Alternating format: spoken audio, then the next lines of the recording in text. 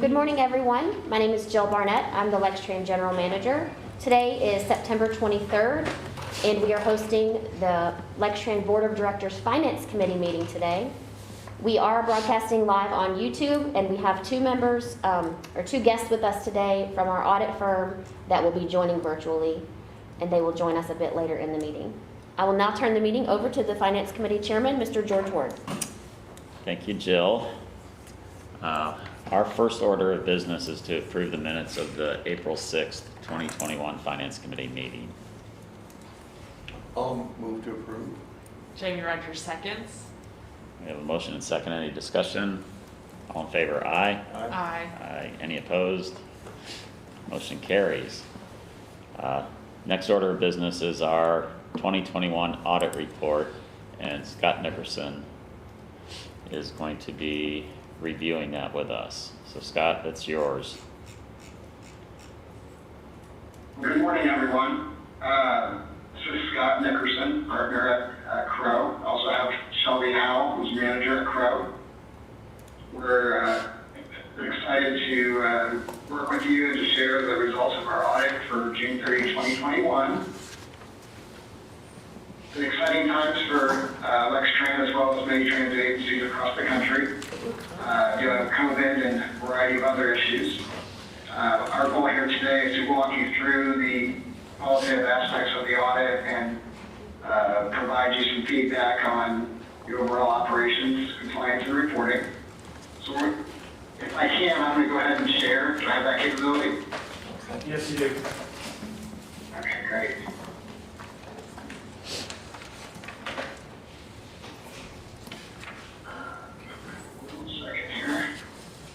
All right, you all see, looks like Lextran symbol. Yes. Okay, great.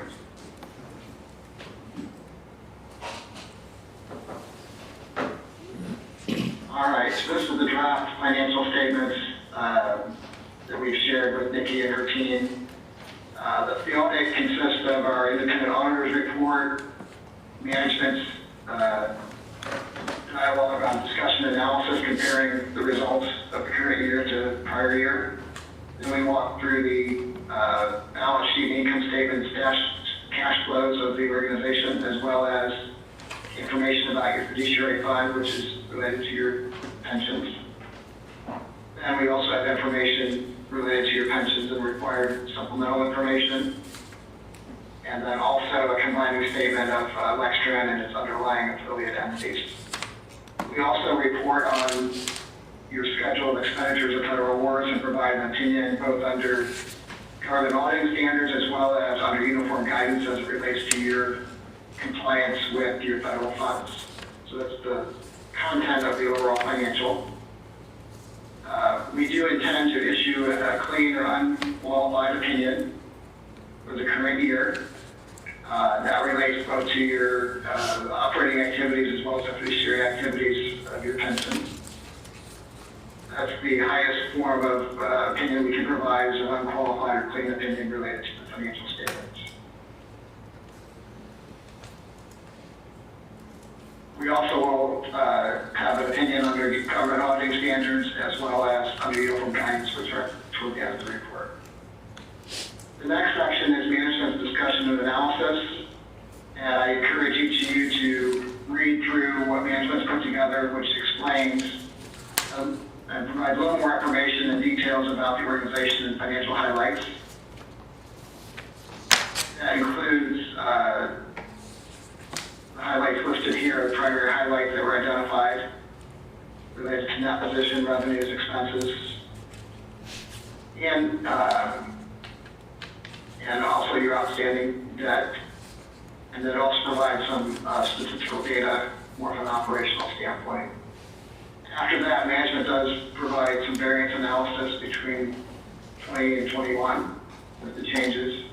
And they have included any information that is helpful or relevant to readers to understand if there are any significant differences. We do not audit the MD&A, but we do look at it from a consistency standpoint to make sure there's no significant deviations from what the basic financial statements present. With that, they also point out that your capital asset changes for the year and significant purchases. And lastly, information about your debt, which included paying off a significant loan during the year. Lastly, it provides some information about operating changes, comparing revenues and expenses year over year. So I do encourage you to look through that, ask questions of the management team. If there's other things that you want to include in the MD&A, obviously you have that opportunity before we finalize it. All right, we'll dig into the balance sheet, which reflects a point in time, June 30th, 2021. This report is showing that you have $74.7 million of assets and deferred outflows of resources. Your total current assets are about $23.4 million and consist primarily of cash and receivables. Significant receivable being your grants receivable for federal funds. And that's typically due just to the timing of when you submit claims and when you receive the monies from your claims. In the non-current area, capital assets represent a significant portion of your total assets. The net capital assets were about $33.3 million at the end of the year. And then lastly, note receivable, which relates to your new market tax credit financing, and then a net pension asset, which means that your pension is in a positive funding position. So I think you're the only transit agency I know that has a net pension asset, so that's great that you've been able to keep up with the funding of your pensions. And I believe every other transit I work with across the country has net pension liability, their funding. So great news there. From the standpoint of liabilities, the only significant liability you have relates to your notes payable, which is directly related to your new market tax credit. And then you have deferred inflows of resources related to your pension. So if you look at your pensions, I guess in total, you have a net pension asset of $2.1 million, you have a deferred outflow of 1.7, so that's about 3.8 million of asset and deferred outflows. And then you have an offset of 3.4 related to deferred inflows. So in essence, you're still positive overall when you look at all the moving the pieces of the puzzle related to your pensions. Deferred outflows and deferred inflows are typically used to smooth out the amortization of changes and assumptions and actuarial adjustments. So typically smoothed out either over a 5-year period or over the normal service lives of the participants. And so you have to look at all three in context. So that really puts you at a positive about $400,000 or $500,000 overall when you take into account those deferred inflows and outflows. Once again, still positive, and I get to see that in the other transit agency. Bottom line is your net position is about $57.3 million. Approximately $26 million is directly related to any capital assets plus any related debt. Unrestricted represents at a point in time funds that may be available to continue your operations. So that's the balance sheet. Moving on to the income statement, which is probably the things you guys look at more throughout the year. Operating revenues were at $2.9 million. I'm sure you all well know that there's impacts on fair revenue from COVID. I believe management has provided you feedback on significant changes in different categories of passenger fares and advertising. Overall, I believe the operating revenues were down by 8%. $3.4 million the prior year. With the bulk of the changes in the passenger fares, which went down about $316,000 from the prior year. From an operating expense standpoint, $27.9 million. And that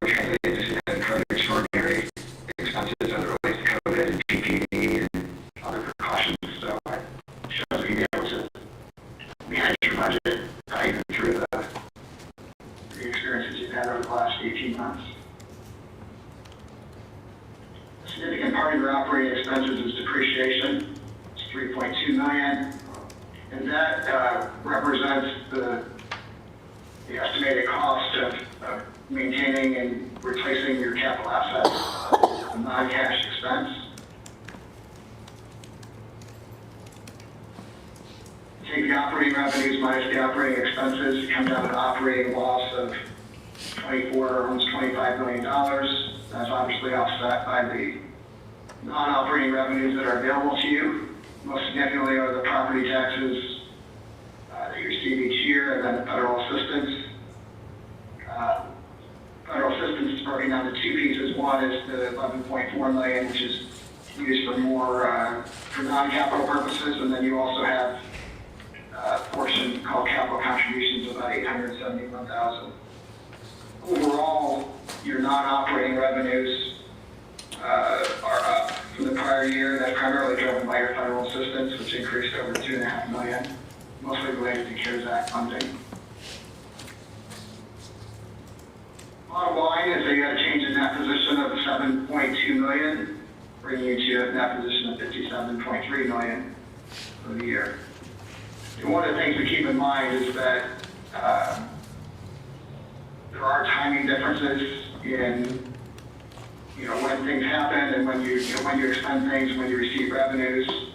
One of those differences is depreciation, and the other is capital contributions, because any capital contributions end up turning into depreciation later. And then also your federal assistance, will fluctuate year over year. I know that you have a game plan in place to look at how you use the CARES Act, CRISA, and ARPA funds. And what we've seen generally across the board is that many of the transit agencies are using those funds to cover operating expenses. And they're tending to use it on a kind of first in, first out method. They're using the grant money first, and then they're using their other resources available to them to fund their operations. Another trend that we see is that some of the entities are still using some of those federal funds for capital, but they're being very strategic in how they use it for capital projects. And I know that Lextran has a small piece attributed to some equipment for buses, I believe. Another trend, I think, is just from a standpoint of transit, is just transit agencies are being very cautious about changing any significant changes in their routes, significant changes in their funding or their expenses, because there's still a lot of uncertainty as to what the new normal might look like. And also there's some concerns about not so much from a 1 year standpoint, but from a 3 to 5 year standpoint of sustainability of funding, whether it's from property taxes or other local assistance, or whether the federal government continues to provide the type of support that they've done through this COVID environment. There's a lot of precaution out there, I guess, in how people are budgeting and looking at their activities. From a cash flow standpoint, this just gives you an idea of where does the cash go. Cash flows from operating, kind of a negative $22.5 million. That is funded by your non-capital financing activities of $29.9 cash flow. And then we have $6.7 million of outflow related to the capital-related financing. The primary portion there is your investment in capital assets of $2.5 million, and also your success in being able to pay off your note, which is really exciting. I know that that's been a significant part of your discussions both operationally and the finance committee, so it's good to see that you're able to make progress in paying off that debt. The overall net change in cash was a positive $646,000 for the year. We do also report on the fiduciary fund. That's basically the assets that are being held for your pensions. And so that record showed $17.2 million. And then we also show the ins and outs of the fiduciary fund, which are additions and deductions related to the plan, and that ties back to your plan data. Employer contributions as well as plan member contributions, any investment return, and then benefit payment activity during the year. Overall, there's a net increase of about $2.3 million. I'm not going to go through the entire report. The disclosures are very similar to prior years. We will offer a clean opinion on the government auditing standards as well as on your uniform guidance. That is reflected, sorry to scroll through this so fast, but that is providing an opinion on the $11.1 million of federal expenditures that you have the year were primarily tied to the federal transit cluster. Our opinion here will reflect a clean opinion as it relates to government auditing standards, and then a clean opinion related to uniform guidance. And that is summarized here, kind of a quick summary showing that there are no material weaknesses, no significant deficiencies at the financial statement level and the federal award level. And they're reflecting that your federal transit cluster is your major program for testing. So that's a high level on the financial statements. From the standpoint of communicating with the committee, we have a letter called the SAS 114 letter, which is basically provides you qualitative feedback on the audit. It reflects what our responsibilities, what your responsibilities are. Essentially, what it allows us to do is to communicate if there are any significant changes during the year, whether there are any significant estimates or judgments. These have been consistent year over year. And then also providing feedback if there's any significant qualitative aspects about how management goes about doing their accounting and reporting. We did not identify anything that was out of the norm for a government transit agency as far as how you approach your accounting and disclosures, so that's positive.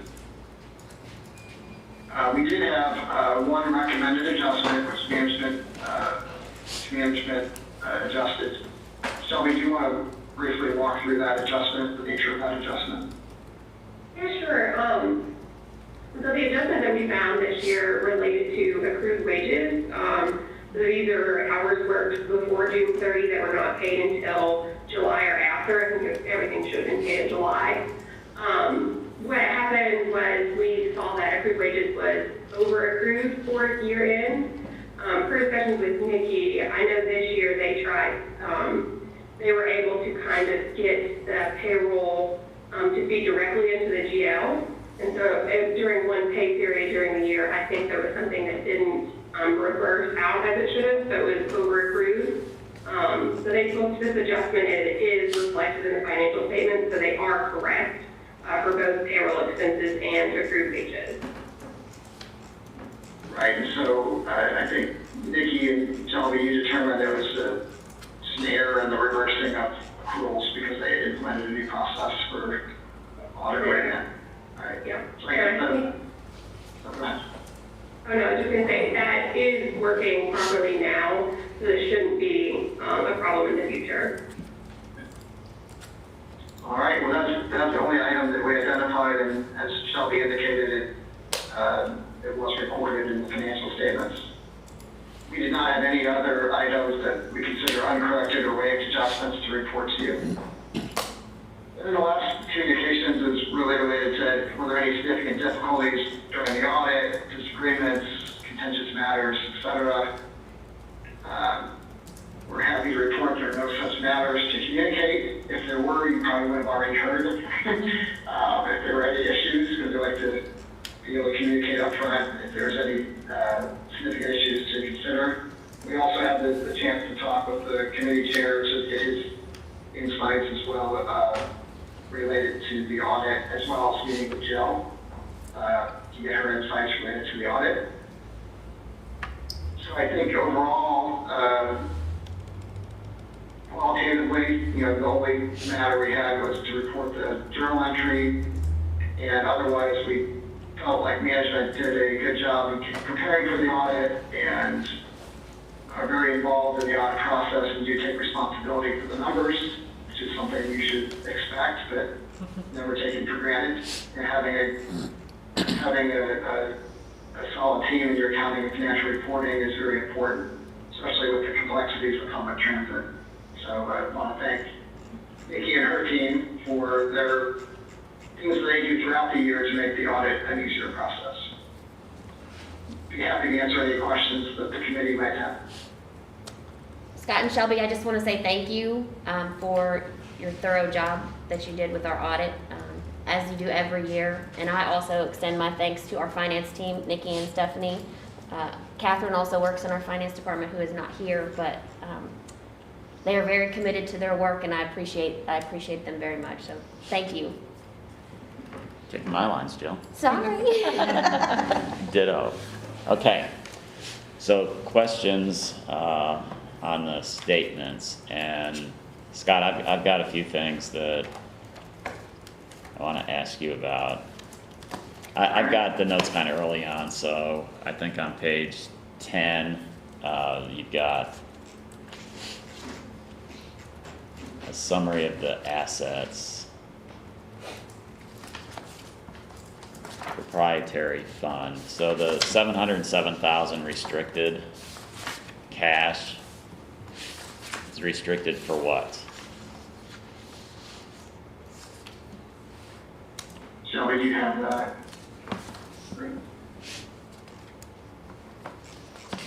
I'm trying to figure out what page, but I think the only cash that's restricted relates to the new market tax credit. That's a loan proceeds, right, from the new market tax credit? Correct, yeah. So Nikki, you still have money sitting out there, loan? Is that correct? Yes, yes, we do. Yeah, that's my question. When does this get wrapped up, Nikki? This new March. market? It should be March.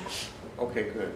Yeah, that'll be my last question is what's this all gonna look like after March of Okay. 2022?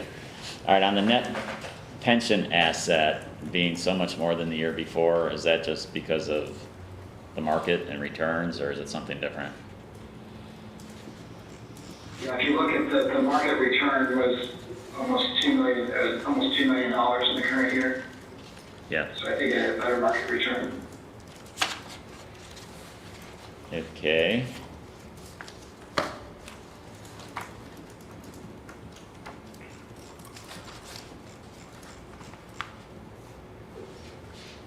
And keep in mind that the pension is on a 12/31/20 December reporting period, so there's a little bit of lag.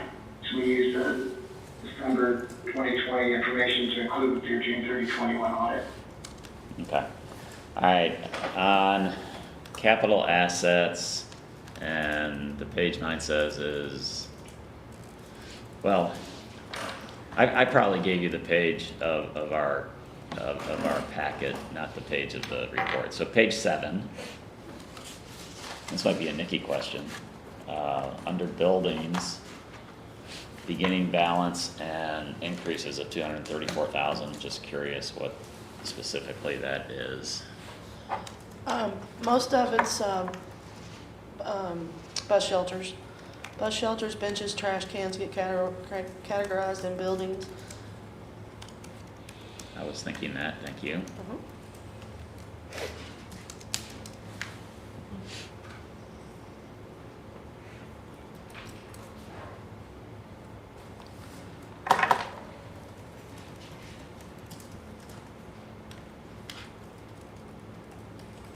I just made a note that on the property taxes, 21 compared to 20 was a 2.6% increase.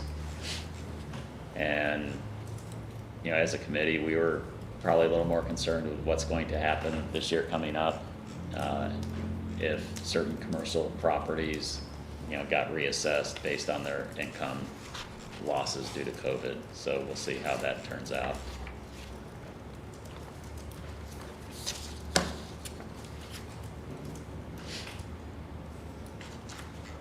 On page 10 of the report, the new market tax credits transaction fees, where does that money go to?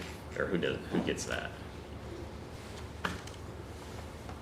That goes to the CDEs. They're the ones that invested in the New Markets Tax Credits program, and we pay them quarterly fees for the whole 7 years. Why is it $500,000 less than 2020? That I'd have to look at. Okay.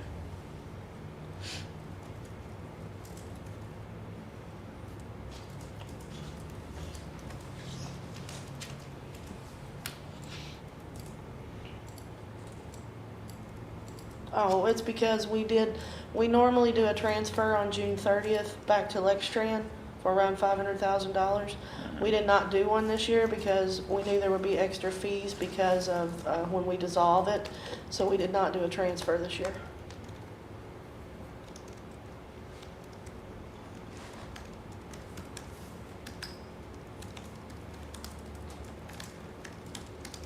Thank you.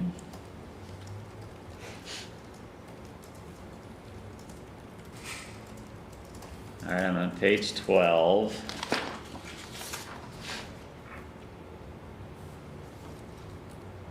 On the property taxes, if I got this lined up right.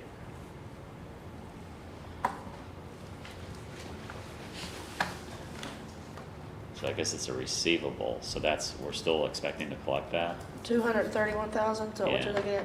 Yes, that's the amount that was for June that actually came in July. Okay. Okay, so it'll get reversed this year. Yes.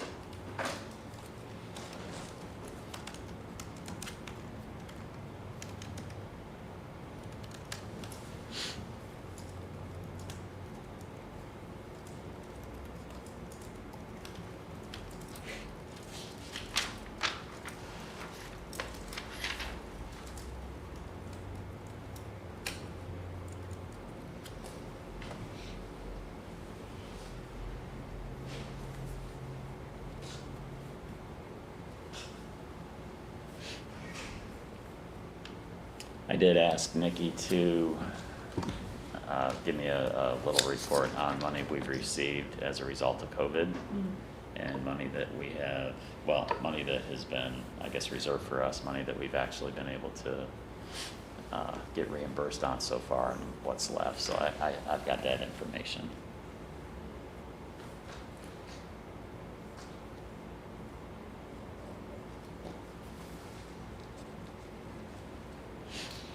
Scott, this is on page 18, and it's the money from the University of Kentucky. I'm curious why it's categorized as a direct operating subsidy.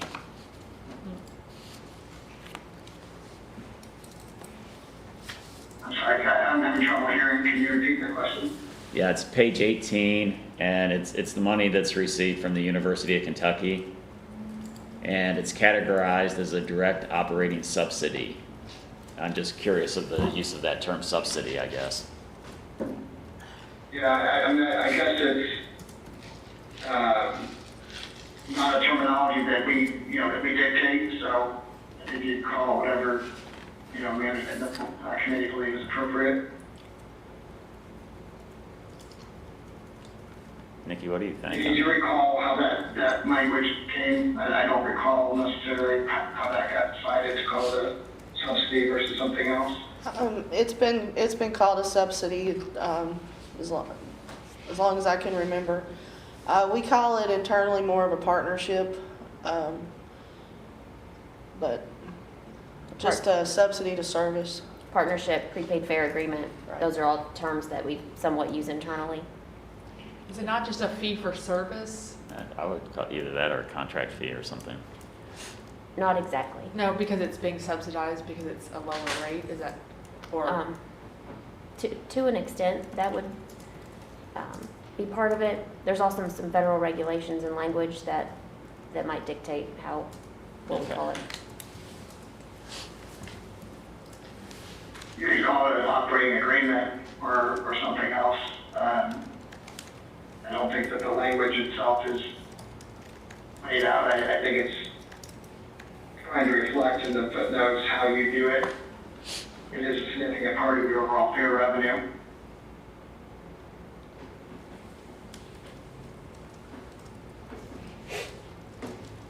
I guess I just don't want it to be misinterpreted as, Lextran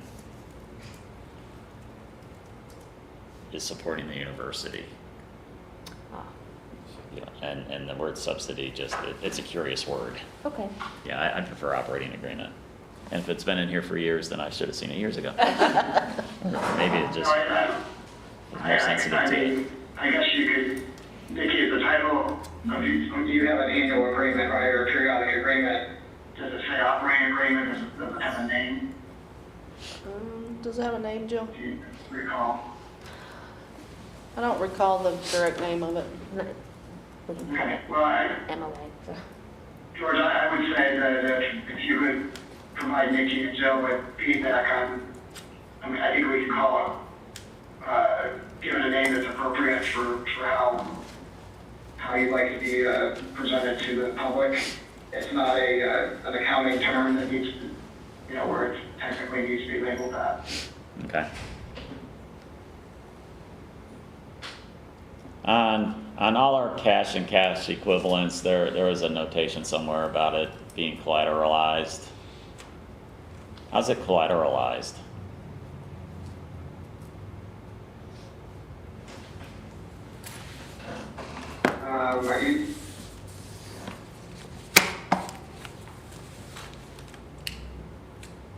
Are you looking at the custodial credit risk?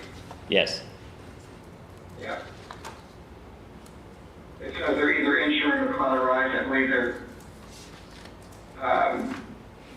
Nikki, aren't you required by the Commonwealth to have heavily deposits insured or collateralized? Yes, And I believe they're insured, not collateralized. Is that correct? yes. Oh, they're all insured? That's my understanding. Did we pay extra? Obviously, we have to pay extra for that. I'll have to check. Because FDIC protects what, 250,000? If we were to invest in a stock account, would that have to be insured too, or? That I don't know. Did you hear the question? No. Scott? Yes. You said that deposits need to be insured or collateralized, is that correct? What did you just say? Yeah, that's cash deposits. Cash deposits have to be insured? Yes? No? I believe, Nikki, what we've reported is that all the authorities' deposits are either insured or collateralized. Is that I necessary? believe as a government entity, typically you bank with a bank that provides a public depository insurance. If we were Is that to, your understanding? That's my if we understanding. were to invest, had an investment account of stocks, would that have to be insured as well? And an investment account, I think, would be handled differently. And I think you'd have to follow Commonwealth's policies on investment. Let's see here. Which limits, I think most of the conversations about what is limited, what you're limited to as far as your investments. I think, so you have to follow both a Commonwealth investment policy as well as consider what policies you may have at your organization's level. Can you provide the Commonwealth? As far as insuring, I think they'd be more subject to collateralization if investments is the way typically see. They'd be subject to collateralization? Did you say? I don't know that for a fact, so I guess if you're talking with any potential financial institutions or investments, you'd want to consider what your requirements are from a Commonwealth standpoint. That's probably the main driver, and then whatever restrictive Do you have that policies you have information? at your level. Do you have that information for us?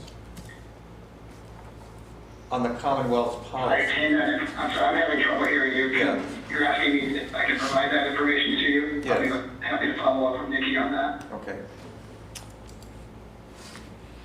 All right, thank you. On page 23, the fuel availability and cost only talks about diesel fuel.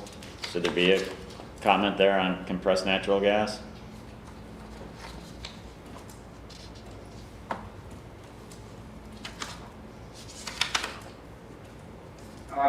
you're at bottom, you're in note 4. Yes. Nikki, do you have agreements for CNG? No, we get the gas comes through Columbia Gas. Oh, I think what, you do have agreements on your diesel. At contract prices, right, spot prices. Yes, we do have And a you don't con, do that under CNG, is that correct? correct. Yeah. So I think this note is really focusing on that spot, on that agreement. So, Nikki, if there's any type of agreement for CNG, we might want to consider whether that is important to disclose. I think it's a good question. Yeah, there's not a contract. It's treated more like a utility with Columbia Gas. Okay.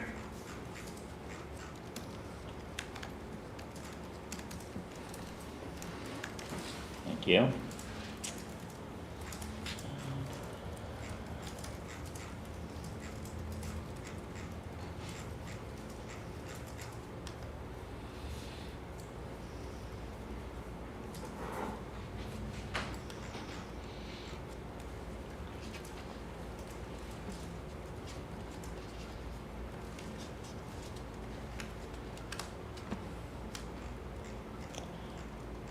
Bottom of page 30 on the defined contribution plan. It said the employee contribution was 99,000. The employer contribution was 21,000. What? That's less than the match, isn't it?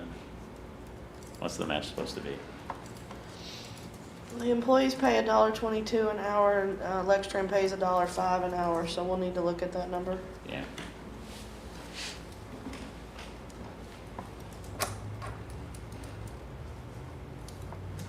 That's voluntary, though, right? Nikki, from the employee side? No, it's not voluntary, it's mandatory. George, is your question about the pension or about the 401K, 401A option? I think it's, If that's the 401A, that's correct. I think that's the 401A. oh yeah, it is the 401A. Yeah. So that's the right number? That is correct, yes. Okay.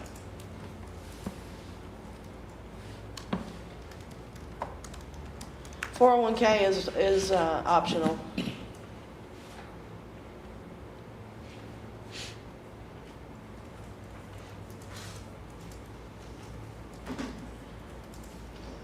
So Nikki, we don't have anything disclosed on 401K, though, correct? Correct. And Scott and So Shelby. how is that? Scott and Shelby, I did just notice something in that language about the defined contribution plan.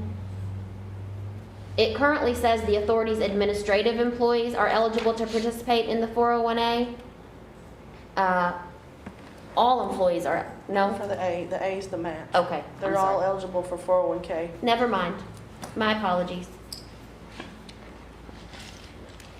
Okay. All right, so Nikki, we probably need to talk about 401K, if that, because we haven't disclosed that in the past. Are there No, probably 30% of employees, maybe. Okay, we can talk offline, we might want to have something there about it, that's another plan that's being offered. We should probably make a similar disclosure related to that. Okay. All right, so now back to the bigger question of what are things going to look like when new market tax credits are paid off? Give an explanation, I guess, of both how it affects the statements, but also how it might affect our money, because you did mention, Nikki, that there's some fees involved. There'll be some legal fees because we'll have to go through the attorneys to dissolve it. And then it acts as a, shoot, I lost the word.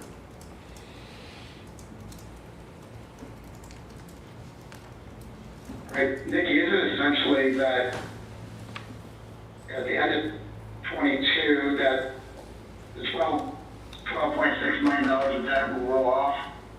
Yes.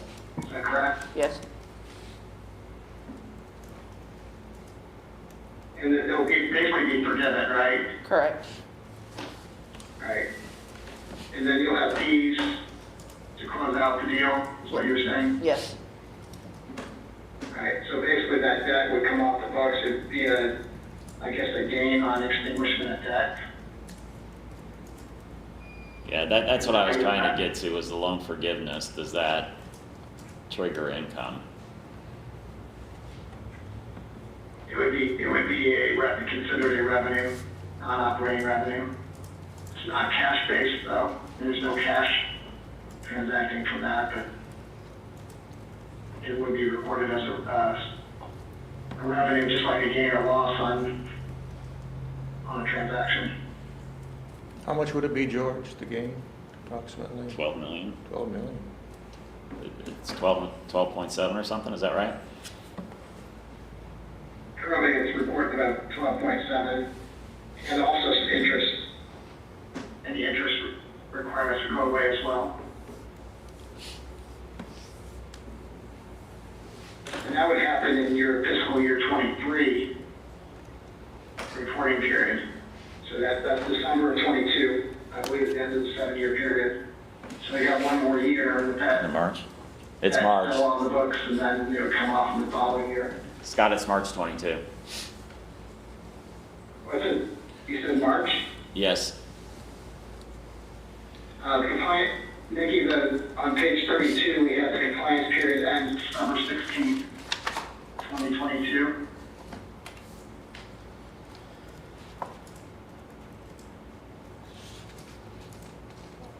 I'm sorry, which page? Top of page 32, Okay, I see it. Yeah, it should be March. It should be March 2022. That won't be everything won't be finalized by then, though. I don't know how long it takes to finalize it all. Nikki, do you know, throughout this new market tax credit process, did we gain cash? No. No cash?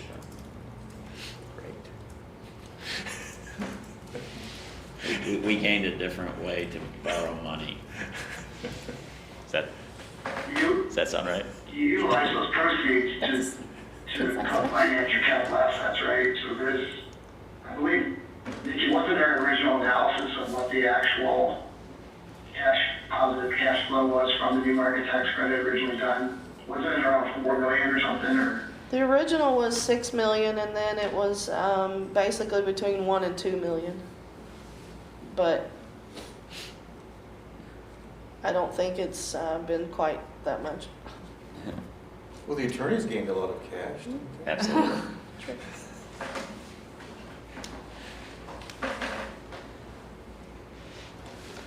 It was part of the capital stack that was decided before some of us got I know. on board. But anyway, I was there.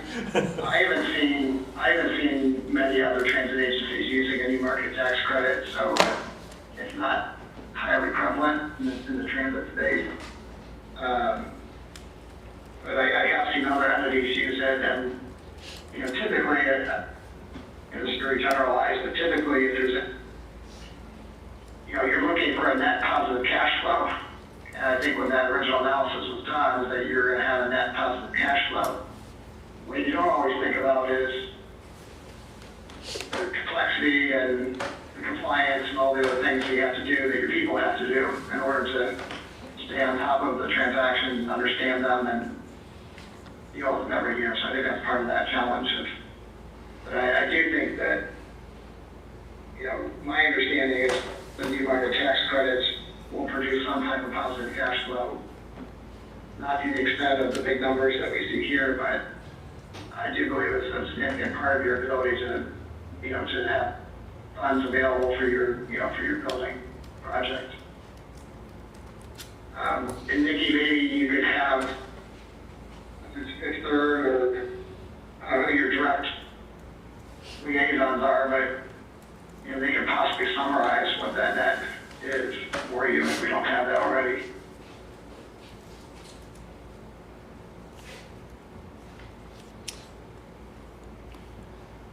okay. Jamie and Rick, do you have any questions? I just have a few. Scott, when you opened up, you mentioned other transit authorities' expenses were up. I just found that curious.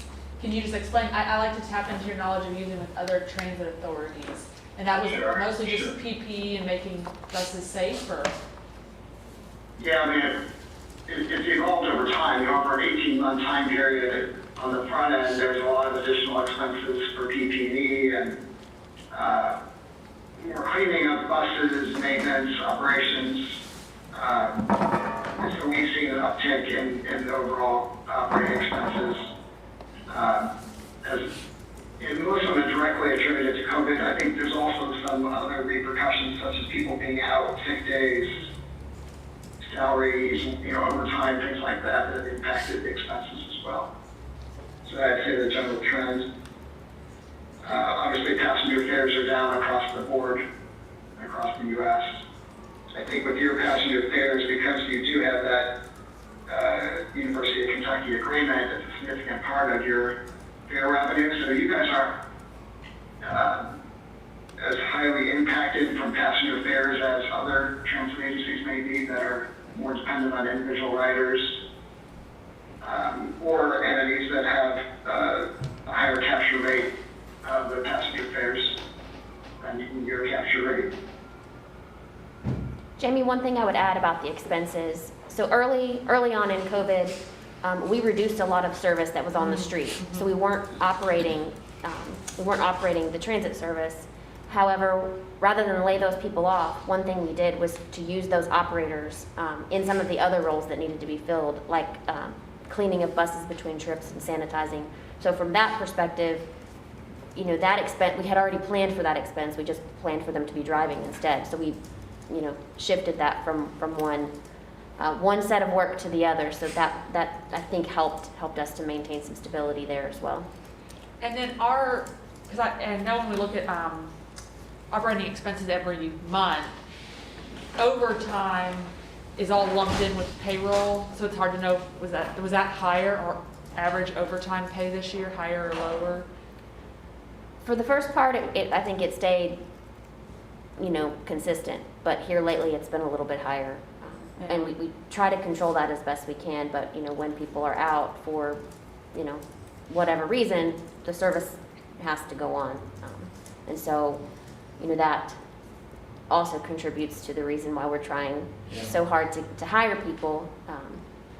Well, it was a good bid for a while there because you didn't have drivers. Right. So you had to pay overtime. Correct. Or overtime, total overtime Yeah. pay?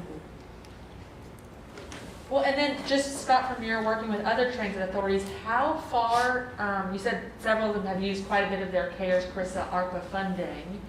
How much, on average, have they gone through those fundings? Do you see some transit authorities that have completely tapped out all those fundings or have significantly No, amount left? no, I think some of it's just a timing issue. So I would say a significant number of the transit agencies have used or will have used their CARES Act portion. It's the first funding that was available. They're starting to tap into their CRISA funding, and the ARPA is kind of brand new, so there's a whole lot of spending on that yet. So I would say that many of them have used almost their full allotment of CARES Act by now. I think the reason I brought that up, that there's a lot of debate early on. I know Nikki participates on our public transit roundtable. There's a lot of debate on how the transit agencies are going to use the funds, whether they're going to do a slow draw and take it out over, say, 4 years, or whether they're going to use the funds up front. Originally, entities were very cautious, and they wanted to make sure that they weren't making funding decisions that increased their costs just because they had funding. And so they started off slowly, but I think going forward, it's been more of, hey, we should be utilizing these funds. I think the key point to all this is, if you're utilizing those CARES funds or CRISA funds or ARPA funds, you theoretically should have some positive cash flows available. And I know that we've been talking with the organization about the concept of operating reserves and capital reserves, and that's what some of the transit agencies are doing, is getting more formalized with funds available to deal with uncertainty in the future. So they're not viewing these funds as being a windfall where we can spend more. It's more of being more of sustainability and trying to make sure we can maintain sustainability in the future. Scott, do you know if the other transit agencies reduce service or not? It varies. I think Jill used the word temporary suspension. I think entities, when the COVID first started, I think they did tend to slow down, one with the suspension of fares and then also the suspension of routes. I think in most cases, entities are, because of the CARES Act and other funding, they try to maintain their service at the same levels.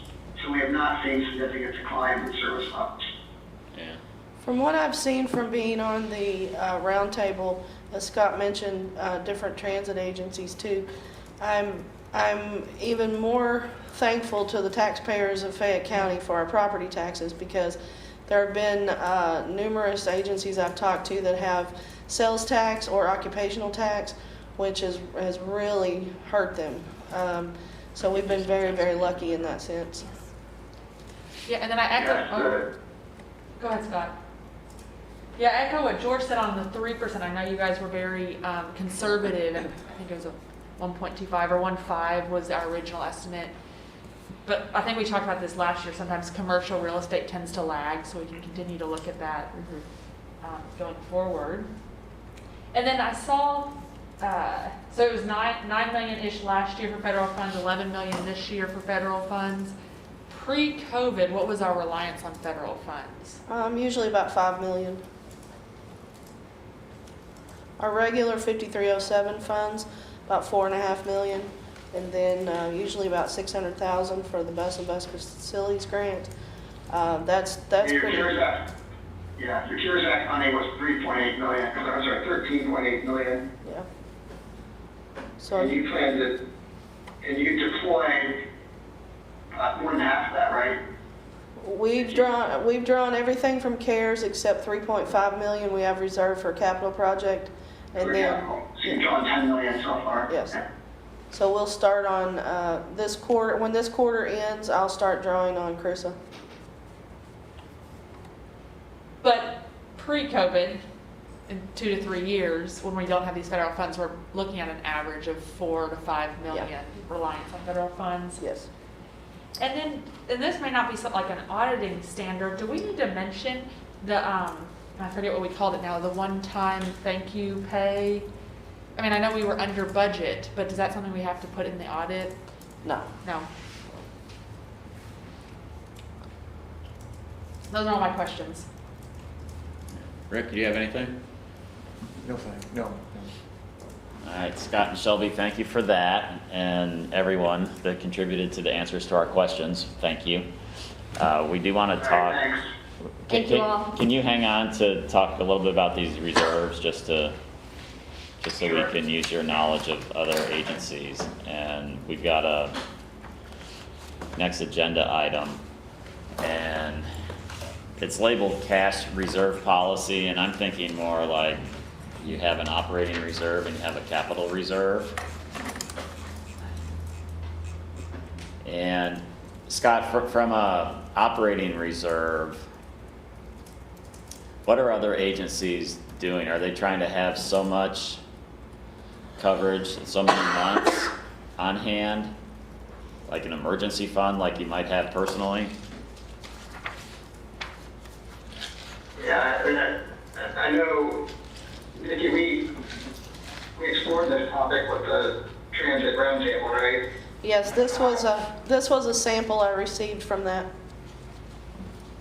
Right, so I think that, and Nikki, you can provide your input, because I know there was a question we asked about 20 or so transit agencies, and to be honest, many of them don't have a specific dedicated operating reserve policy. I think many of them thought that they would have if they felt like they had excess resources, which has not been prevalent.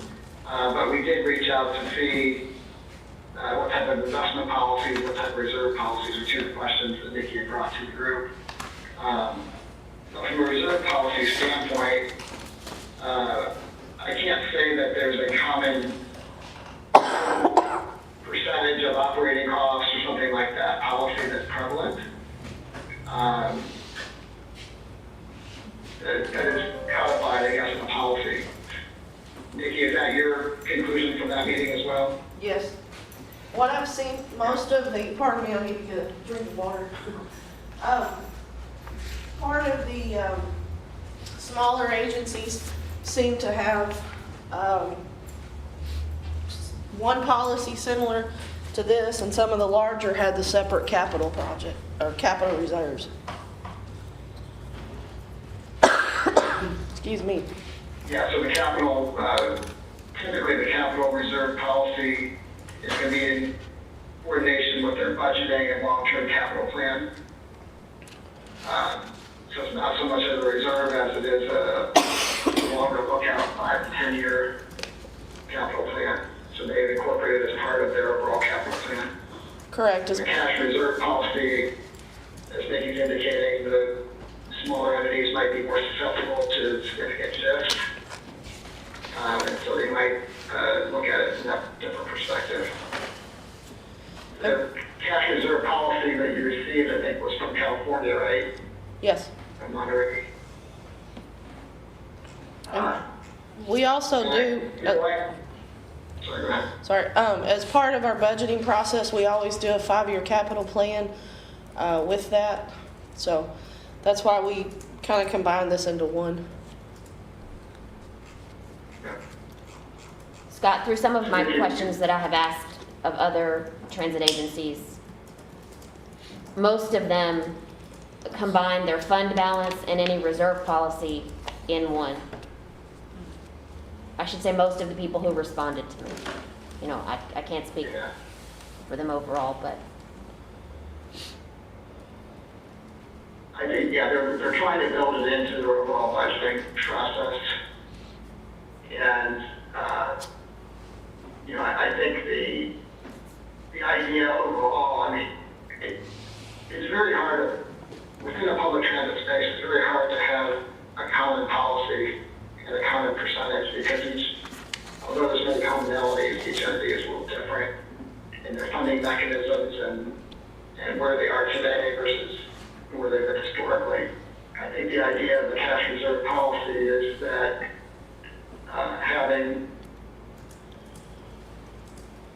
knowing that, you know, something could happen, what is your stress test? It's kind of like a stress test at a bank. How far can you stretch on, you know, loss of revenues or an increase in expenses? And then your reserve policy would be, well, how much time do we want to buy if we do have such a significant event to manage? The 15% is basically almost 2 months, right? 2-month reserve on operating expenses. Yes. And that equals operating, that's without depreciation, right, Nikki? Correct. Yeah, so your operating expenses are, let's just say 25 million for purposes. So 2 months, you're looking at a, what, $4 million reserve. What I do see is that they are doing reserves. They might try to build it up over time. If they don't have the funds available already, they might build into their budgeting process to allocate, you know, say $500,000 a year for 8 years or whatever, or $1 million for 4 years, to make sure that they have funding available to fund the policy. The other important piece is how and who can change that policy and when you draw from it. And what type of action would be required in order to use reserve funds. Nikki, how much in federal assistance for COVID have we yet to draw down? We have, there's a total of 33 million and we've drawn down 10. So we have about 13 million left. 23. Or 23. 23 million. I've lost the ability to do math now. I've coughed too much. Yes. 23 million. Yeah. And 3.5 is set aside for capital. So far. Yeah. Looks like we won't have to wait a long time to build up our reserve. That's what Jill and I talked about. We talked about this quite a bit. And we think forming the reserve right now would be a perfect timing. And then we had already talked about the last couple of years as part of the budget process to put money aside for the reserve. So I think this would be a perfect time since we have some cash on hand right now. Can you think of any reason why a transit agency wouldn't just seek to pull down as much of it as it could, as soon as it could? Well, it's reimbursable. I know, but to maximize that. We are pulling it down. We are Yeah. pulling it down, yeah. Yeah, we As pull it down fast as we quick can. Yes. Okay. I can pull down. Rather than there's some period. Right, we haven't waited. We've We're pulled not it going down to wait. every We're quarter. going to No. pull it all down. as soon We've as pulled it down every quarter. Each Yeah. quarter will probably be about $3 million. Okay, good. Like Scott said, there was some. Just for clarity, historically, and it gets back into the other committee members' question about how raising this funding. Historically, you used it for maintenance and capital, right? Correct. Basically, This is the first time we've had operating expense. right? For So now federal you're saying, funds. hey, this funding is allowing us to cover operating, we're going to cover all our operating costs with the CARES money. We still have our federal taxes coming, or sorry, property taxes coming in, or Exactly. at the same rate, essentially. So in essence, you have positive cash flow because you only have one expense, but you got two, a new source of revenue, right? Yes. To reimburse you for those operating costs. Therefore, you're not using your property taxes for that purpose, right? So that's how you're getting cash in the bank right now. The idea is that this reserve then would allow you to say, well, what happens when this federal money is no longer available? And we'd still have enough to operate when it's no longer available. When you still have enough, assuming inflation and other factors. Yeah. I think from a reserve standpoint, it is prudent to have a reserve. It only takes a board action to change it, right? Yep. So, I think as part of your budgeting process each year, you'd probably be in a position of saying, is the reserve still appropriate? Do we have the funds we need to fund our operations, maintain the level of service that the board believes the community needs? And I think it's part of your overall process of evaluating it each year, looking at your budget, looking at your reserve, looking at your strategic priorities and saying, what could these funds be used for? I think the question I had is there a capital, you said there's a capital piece to this as well? And the Is this an overall reserve that would cover operating and capital Replacement, I think. in the original replacement? Yeah, in the original CARES grant, they recommended to set aside a capital project, so we did that with replacing some of the technology on the buses and for our bus tracking and things like that. So we did set that aside as $3.5 million. Right, that's CARES Act funded, right? Yes. Yes. Right, but then going forward, I think when you had done your 10-year type analysis, the big gap was related to capital replacement of buses and so forth, wasn't it?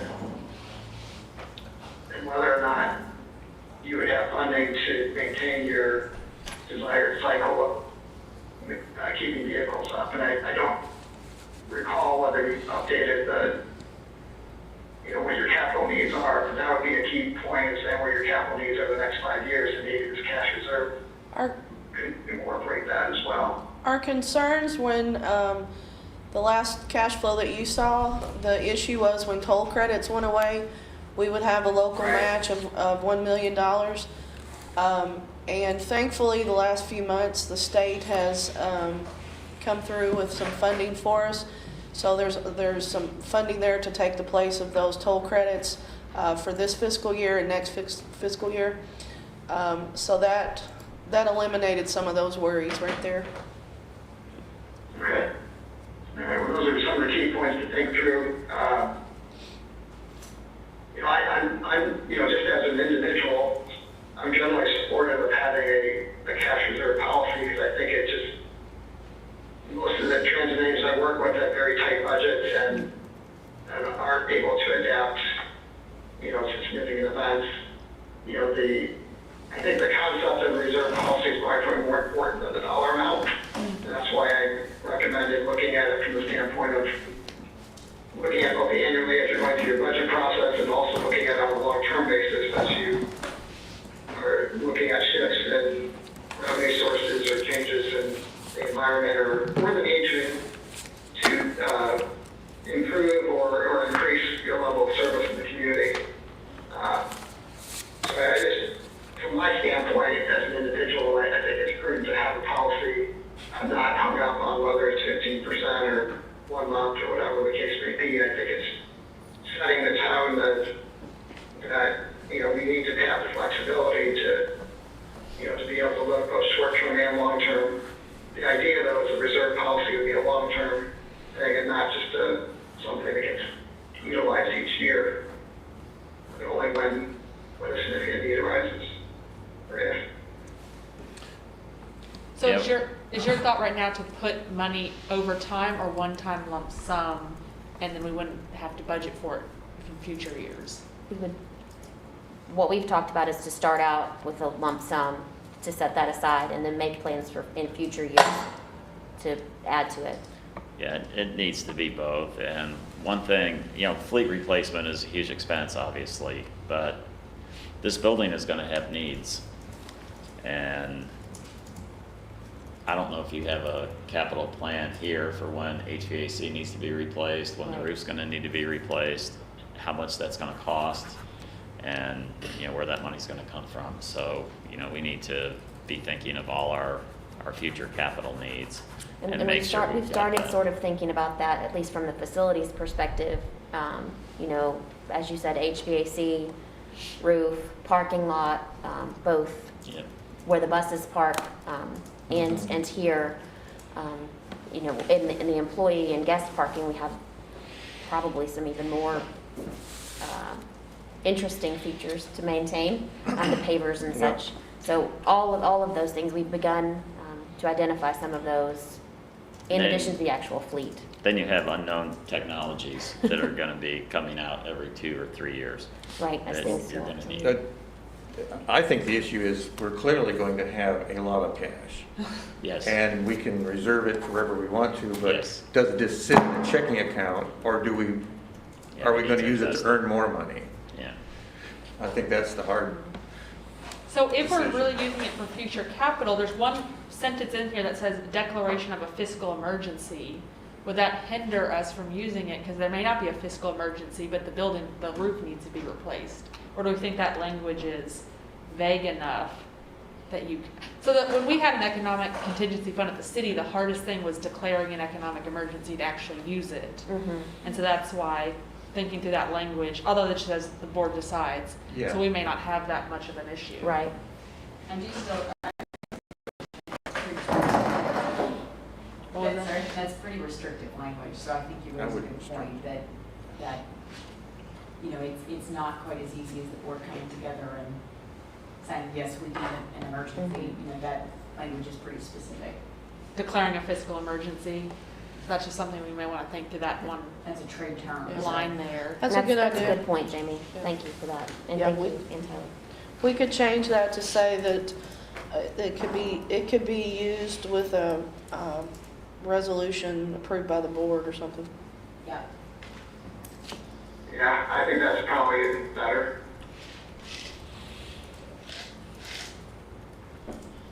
So really kind of unrestricted.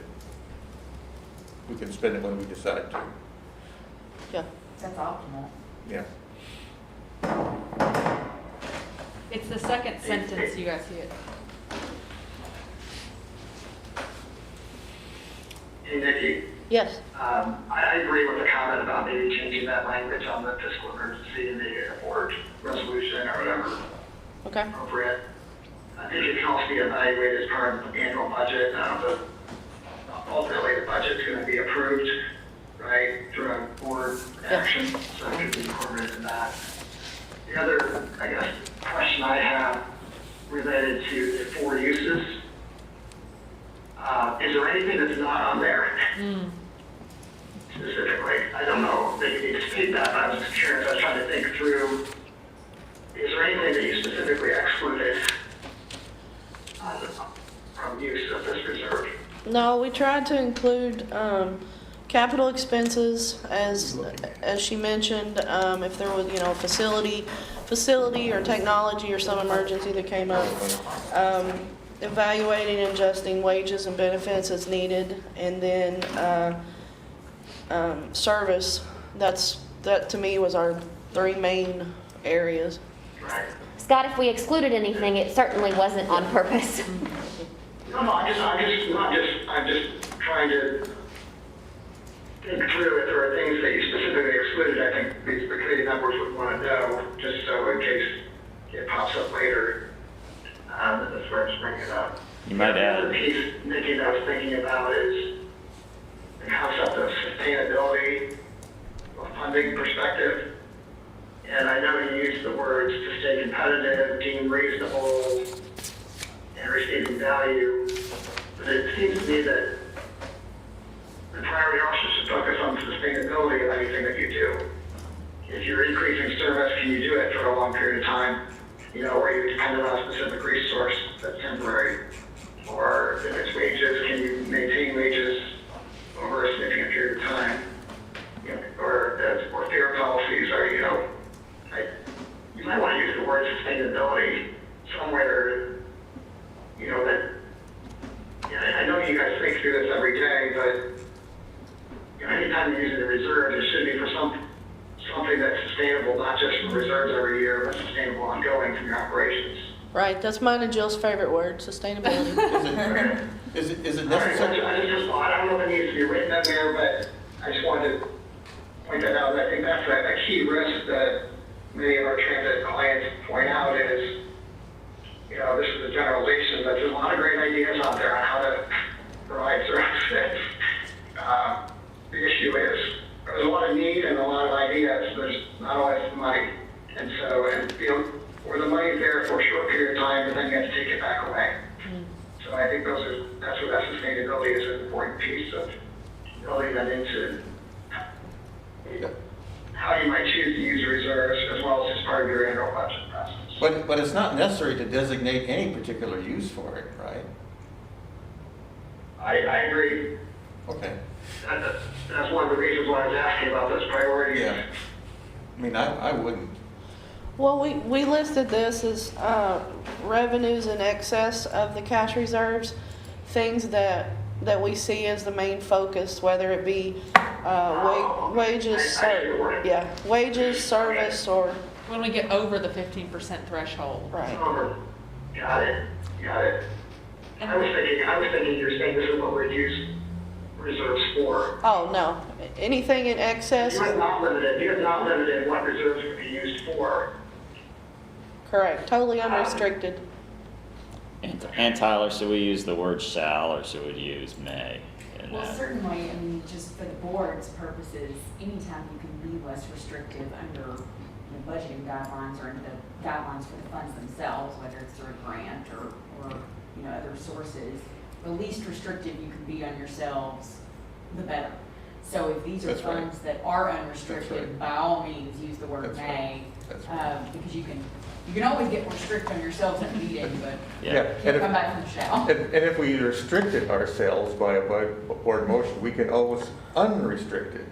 You Because it's not can, but- restricted by the donor. Exactly, by the as source. long as it's not Yeah. restricted by the funder. Yeah. So let's, This would be, if you were to adopt a reserve, typically on a financial statement, it'd still be unrestricted, and called board, you'd have a category called board designated, and you can disclose what that board designated amount is. So readers would understand that part of your unrestricted has been dedicated to this operating reserve. yeah, so change that one sentence to if we're calling it cash reserve, may be used. And then I'd like to see on number 1, just add capital replacement, because I see facilities maintenance as like the day-to-day stuff. That's right. So you have vehicle, maybe, all right, so you've got vehicle facility maintenance, but you've also got vehicle replacement and other capital Yeah, it would be, replacement. it would be a capital replacement, Yeah. not option. In fact, vehicle and facility maintenance probably shouldn't even be in there. That should be operating. That's right. So it should be vehicle and facility capital replacement. You know, something would have a useful life of more than just a year or a couple of years. I mean, if you wanted, you could add, major maintenance. Just so that it's a little more inclusive. For capital.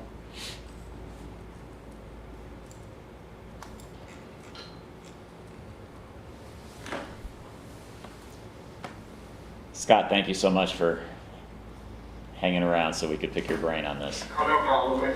I do think overall the reserve policy is a prudent practice, and I actually wish many more of my transit agencies would formalize it. If you have any other questions related to that, I'm happy to provide my feedback. Appreciate it. Thanks. I like the idea of the 15% and then over and above that. So, we'll be holding back a lot of money. I've got a call at 10:30, which is in 12 minutes. And so does anybody else have anything on the reserve policy? I really think we need an investment policy. Yes, agree. Yeah. So put that as a proposed agenda item, but we definitely need to. We do have an investment policy. It's old and would need to be updated. Yeah. Okay. Do you think that we're at a place with the amendments that we can move this to the full board? The cash reserve policy, or do we need to bring it back to finance again to look at the final wording? We can do it on email, right? I think we can work it out. Yeah. I would prefer that we didn't wait until another finance committee Yeah. meeting, because it might Right. meet months before I we can get agree. you guys all together. So if we can work through the amendments together, Yeah, or we the do it at the adjustments, next board meeting. we can put to it as have a ready. proposed board meeting item. So you don't need a And- motion to move this out of finance into the full board?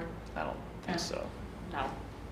Well, can we vote via email? Is that allowed with our bylaws? Well, we're not voting on it. We're Yeah. kind of finalizing the policy. Well, I thought but if we did finalize it with our emails. We would just be, I would present it as, it has the support of the finance committee, and then we present it to the board Okay, for them to vote okay, so on. we don't move on it, yeah. Yeah. We can't vote. Yeah. But we could present it as this is it, Yes, yeah. yeah, and then, Like we do the budget every year, just recommendation. I will say, I have a 10 o'clock, so I'm going to need to run. Do you all have any more kind of wording questions for me, or? if we do, we'll let you know. And I'll send this to you before we do anything. Perfect. Cool. We will, I'm sure be back. Wording. All right, sorry. All right, and then on, I'm really curious as to what he said about somehow the Commonwealth has some say-so in our investment policy, or what's he was, I think he was referring to statutes, so if Okay. there's something in the Does that statutes. apply to us? That, I think that's what he was talking about. Yeah. Yeah, because it's taxpayer dollars. Yeah. Okay. So we'll have those restrictions, I guess, in how we invest. Once we see them, don't know what they are yet. Yeah. Yeah, I can pull out the old investment policy Yeah. and see. Well, but he's saying that there's some Yeah. regulations. Right, we may have those in there. Okay. It's come up once before, Mhm. but I don't recall what the specifics were. Back when there was money for people to worry Yeah. about. I think it was about 2014 is the last time I remember looking at them. Okay. Any other proposed agenda items besides the investment policy? No, what it sounds like you have more information on our total federal funds, and then I heard him say we have a plan for those federal funds. So I know we had talked about finance, just hearing what the plans for, or maybe George already knows them. I don't know that, I mean, the plan is what we're kind of talking Yeah. about doing now. The federal funds, we talked about, the total that's been approved for us and the total that we've drawn down so far. And the rest will be drawn down as we have Yeah. reimbursement Right. back up to draw them down. And then that money should be used to fund the reserve and some excess over the reserve to kind of cover capital expenditures over the next few years. And then, you know, we need the board really needs to be disciplined about how much money they put into it. Into the cash reserve, or into the, Yeah, and this is into the future. right. But, you know, we're not paying any debt right now, so, I mean, you could almost make that your debt payment, and then you'd always have enough money for the future. But I understand our strategy is to pull this money in as rapidly as we can. Absolutely. Yeah. But I heard, is there 23 million remaining? Yes. And even if we pull, I don't know what I heard, 4 out for cash reserve, we still have. The 23 million hasn't been drawn down yet.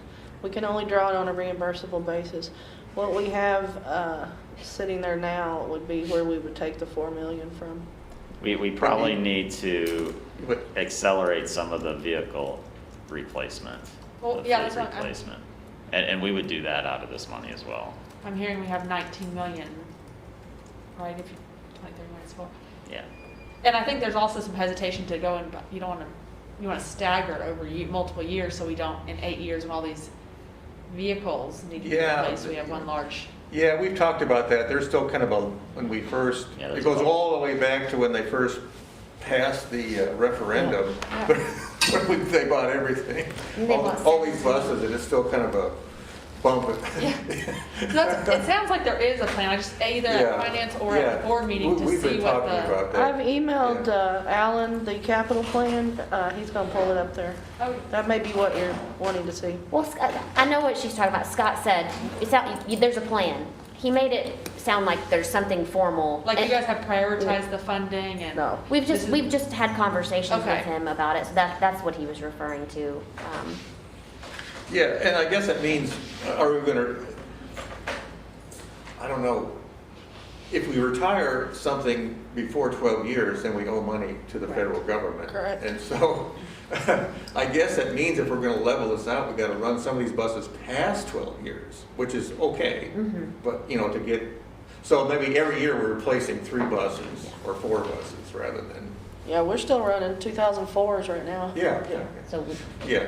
So that was to the proposed item. If there is a formal plan, which I think maybe I misheard Scott, or maybe Scott missed, but there's not a formalized, here's our priority of how we're gonna spend the remaining. Are you gonna be able to pull that up? It's okay, I can. not other than, there's no formal plan other than what we've talked about and have shown before with like fleet replacement and long-term capital projects. Because working with other public agencies, they have their whole prioritization plan. Here's what we're gonna spend in year 1, here's what we're gonna spend in year 2, here's what we're gonna spend in year 3. We have this decision matrix. That's, if there was a formal plan like that. Right. Just curious. So that, and then our next finance committee meeting is in January, Yes. I think. Currently, yes. And then just in preparation for budget in March, if we, at that one, want to have David O'Neill come, he hasn't come since I've been a board member, just to talk about if there is any commercial property trends as a future proposed item. Well, if we look at residential too. Yes, Yeah. I think the residential is healthy. He's keeping up with the residential. Yeah, so that's, I'm just, yes, he can also talk to residential. I'm just Anybody more buying a house curious is about paying a lot more commercial. Right. than it was valued for before, so. Nikki, conceivably, if we apply, you know, all of our operating expenses towards this $23 million, how soon could we pull it all down? Like 2 years or? At about $3 million a quarter, so it won't take long. All right, my 10:30 got canceled, so I had to here all morning. So, you know, the one thing that I'd like to talk about is, you know, how much money should be in that reserve. So if we have 15% of our operating cost as a I mean, it's not going to be categorized as this, but it's almost like it's restricted. I mean, we want to have that balance there in the event we have a cash emergency. That's right? what I told Jill. I said, I want to put it in there and just pretend like we don't have it. Okay, so that 4 million sits there, and then, I mean, I don't know on top of that how much we need.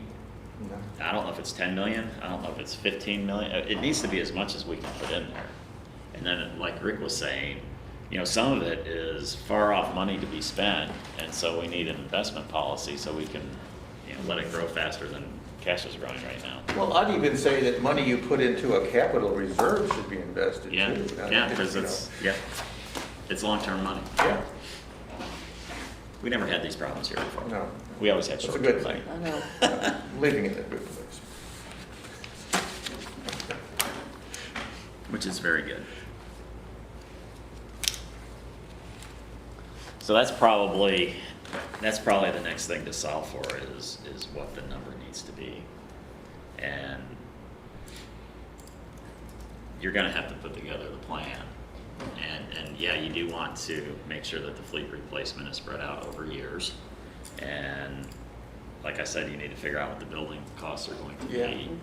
Yeah, we're doing a deal right now with the federal government where they're building a building, and they've got something in the building that says recapitalization after 25 years. And I said, what does that mean? And so they described it, and it's basically modernizing the building every 25 years, which is something to think about here. I mean, it's still nice and new and pristine, but you have things breaking. But you know, when you start getting into some of the things that we already talked about, gosh, paving here, no telling how much that would cost, right? That's a big parking lot. Big parking lot. And Well, the parking lot should last a long time. Sealing it, God, yeah. yeah. I would say though, at some point, we're going to be casting about taking bids for investment advisors. Yeah. Yeah, that's probably gonna be a Yeah. RFP that needs to be done. You know what I mean, now or wait, or Probably. talk about it at the board meeting? What, you don't need board approval to do an RFP, do you? No. Yeah, I would think about trying to do that sooner rather than later. Mm-hmm. What we can also do, A public funds investment advisor. you know, if we aren't sure if we aren't sure what the timing will be, because when we release an RFP, we always give them kind of the proposed timeline. We can always do an RFI, request for information, Yeah. which we don't typically do, but we can do that to kind of set the stage of how we move forward with our timeline of think RFP. Nikki, on the $3.5 million that's set aside, that's not pulled down yet, right? Oh, we can't pull it down until we spend it. Oh, so that's reimbursable All of too. it's reimbursable. Okay.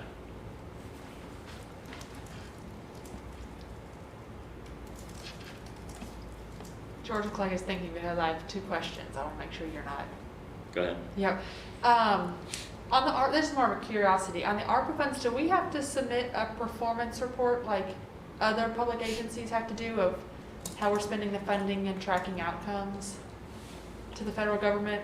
We may not have to. I know local and state government. No, we have to submit our budget and then the actual expenses at the end of fiscal year, but that's it. There's no tracking. There's some separate reporting that's, you know, not necessarily tied to the grant, but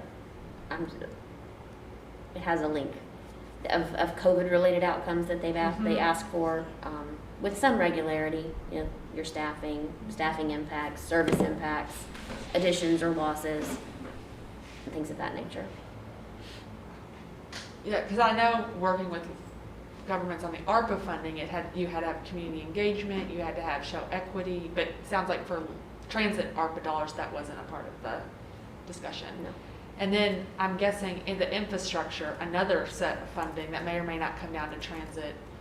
Still no word on what that may mean for transit. Not quite, but interesting that you bring that up with the infrastructure bill. You know, through some conversations that we've had just amongst agencies, you know, the federal ask for more money for transit sheds light on the fact that you have money now, you know, don't hold on to it for years and years and years, because that makes your ask even harder. You're gonna think, well, why are you asking for this money if you have X amount of CARES, CRISA, or ARPA dollars? So, and that's what I'm hearing people play kind of Jenga, thinking they're going to get infrastructure money, and it's only eligible for certain types of funds. So they're not using their CARES and CRISA dollars on that, thinking they may have infrastructure dollars, playing the funding Jenga, but Yeah, I've heard it's never a good idea to try to anticipate what the government's going to do. That sounds a little more risky than I enjoy. I sent the capital plan to you so you can see that. We will have a little bit more cash going out in this fiscal year and part of next fiscal year because some of the projects that we're doing. We have the transit center project that has local match. And we also have the VW buses. That is a 50% match. So we'll have, that's about $1.1 million. So we'll have a little bit more going out than usual. I'll have our local share about $4 million, and it's usually just about 1.5. So we will have a little more this year and next year. Okay.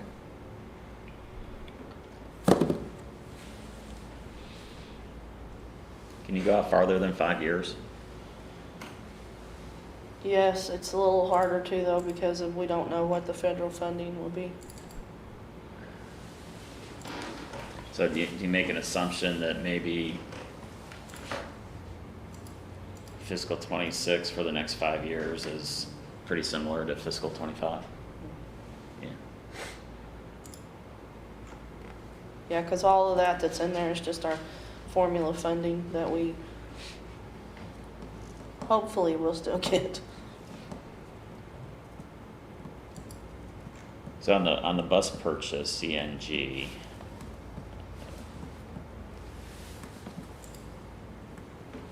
when you get to 701, is that one bus? Which one? I'm sorry. Which one are you looking The bus purchases? Once you get out in 23, 24, 25, when it's Oh, that's that's one bus. That's one bus, okay. How many buses a year should we try to buy? 1.5. That's what the number kind of comes out to, which obviously is impossible. Yeah. That's decent. You know, typically our purchases have been between 2 and 4 So should we try to buy 2 per year, or with per this year next for purchase? a while? Well, once we get in the out years, these, it looks like 22, you got 3 or 4. Right, we only put on here what funding that we know we'll have, which that funding is the 5339 bus and bus facilities formula funding.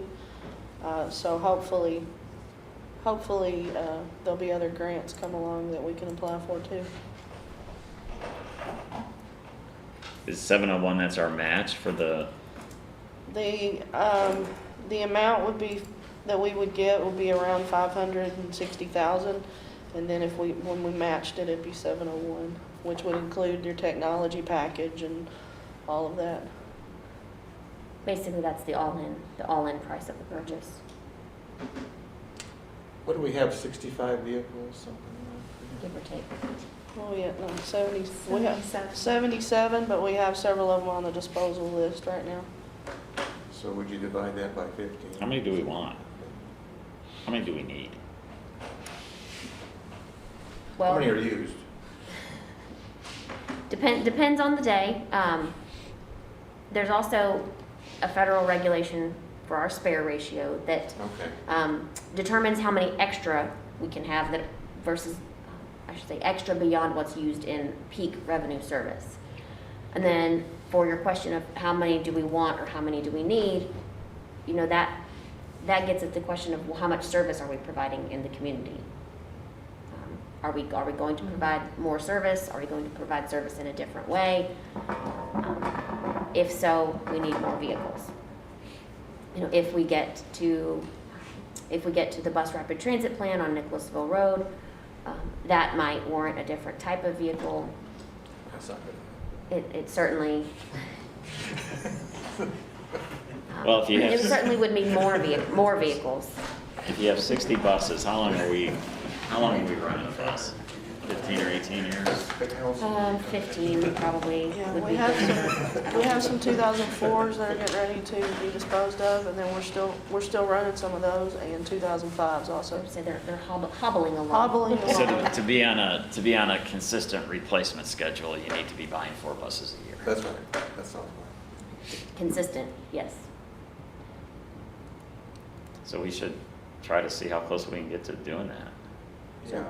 We are going to shortly bring forth a resolution to purchase 6 based on some of the money that I told you about, the VW money that we need to be spending down, some timelines on that.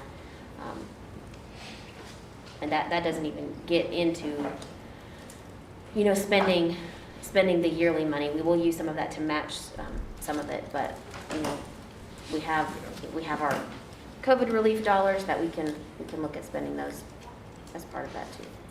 But if we, like George says, though, if we buy 4 a year, off into the future, there'll be, at some point, we won't have any buses that are older than 12 or 15 years. We would get to that now. Yeah. Based on a 60 Yeah. bus. But we probably should try to target that. And then is there anything besides buses and normal operating expenses one time in big infrastructure plans that to use this money on? And if there's not, no, but I just didn't know if there was a discussion of, this funding would be great for the Nicholasville Road thing, that will. Right, if that comes to fruition, Nicholasville Road, some of those amenities would be required, beyond just buses, it would be stations along the road. How far out are they looking on that? What do you mean? How many years? For implementation? Yeah. Is it a 20-year project? I don't remember the timeline, but I don't think it's anything we're gonna see in the next 5 to 10 years, Okay. just based on what I know of federal funding and thinking about how we would fund that. We also have, the canopy project that we have been talking about, we have some funding for, that is here at the facility on the lot to cover some of the vehicles. That would be some of it. As the fleet changes, the propulsion types change, is that going to require any infrastructure, investment or improvement to our CNG fueling station or our bus bays? Wow. Another 15 years, we might not have drivers. That is true. You don't know. You don't know. I think we should have a board holiday party and hire the Rolling Stones. I think that we've got that kind of money. There you go. Use that, have that expense. But, you bring up, you said you might not have drivers. Yeah. That's a good point too, Yeah. because if we get to the point of autonomous vehicles, that's a cost that we've not thought of. Oh, you can't think of, you can drive yourself crazy. It's always, Oh, the government. I always, for those buses. you always either under anticipate or over anticipate, right?